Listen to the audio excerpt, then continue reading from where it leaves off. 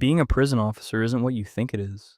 The night manager briefs you on staffing shortages, vulnerable prisoners, medical concerns, and tensions that may carry into the morning. You check the duty roster and immediately start moving officers around to cover absences without leaving any wing dangerously understaffed. At the morning briefing, you set priorities, assign responsibilities, and remind the team that small decisions can prevent major incidents. You walk onto the first wing as cell doors begin opening and listen closely to the mood behind the usual noise. An officer quietly reports that two prisoners argued overnight, so you arrange separation and extra observation before tensions escalate. You stop to speak with a prisoner refusing breakfast because good managers investigate changes in behavior instead of ignoring them. A healthcare colleague explains that the prisoner missed medication, turning what looked like defiance into a welfare concern. You approve a temporary adjustment to the morning routine while officers escort the prisoner to receive clinical support. Back in the office, your radio interrupts 3 conversations at once as staff request decisions from different parts of the prison. You review applications, complaints, and behavior reports while judging which issues need immediate action and which require patient investigation. A newly assigned officer asks for advice after being verbally threatened, and you coach them without dismissing how shaken they feel. You remind the officer to remain professional, document everything, and never allow pride to turn a tense exchange into confrontation. During the daily operational meeting, security, healthcare, education, and maintenance teams raise competing demands for limited staff and time. You decide which workshops can open safely because rehabilitation matters, but no activity can run without proper supervision. A broken shower on one wing creates frustration, so you coordinate maintenance before a minor inconvenience becomes a wider flashpoint. You inspect communal areas with a wing supervisor, checking cleanliness, staff positioning, and whether prisoners are receiving the scheduled regime. A prisoner requests an urgent private conversation and tells you he feels unsafe returning to his current landing. You listen, verify the concern with available information, and arrange temporary protection without making promises you cannot guarantee.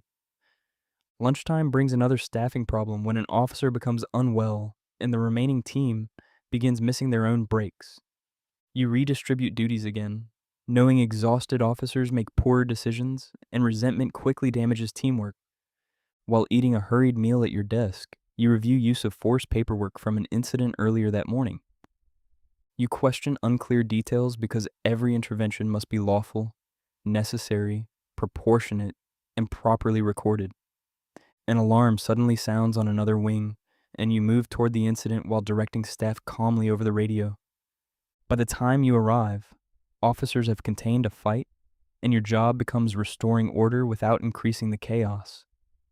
You separate witnesses, request medical checks, and ensure the prisoners involved are treated firmly but with basic dignity. Once the immediate danger passes, you begin establishing what happened instead of accepting the loudest version of events. You review available reports and speak separately with staff because inaccurate assumptions can punish the wrong person. The afternoon includes a case review for a prisoner struggling with repeated self-harm concerns and approaching release. You help coordinate safer housing, healthcare support, and community contact because release planning begins long before the gate opens. A family member phones angrily about canceled visiting time, and you explain the decision while recognizing the disappointment behind their frustration. You then meet an officer whose performance has slipped and discover that pressures at home are affecting their concentration.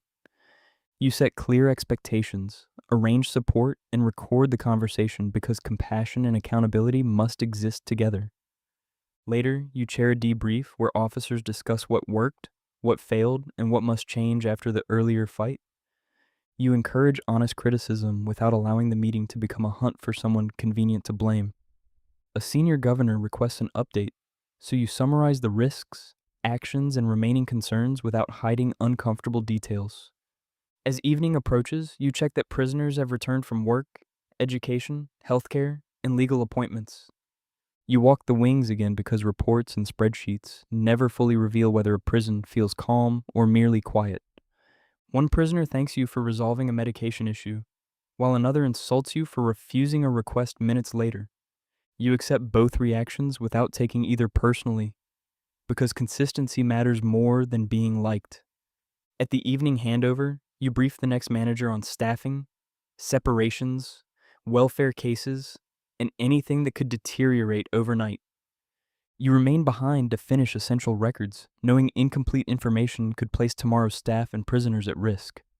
When you finally leave, the prison remains lit behind you, and another manager takes responsibility for everything inside.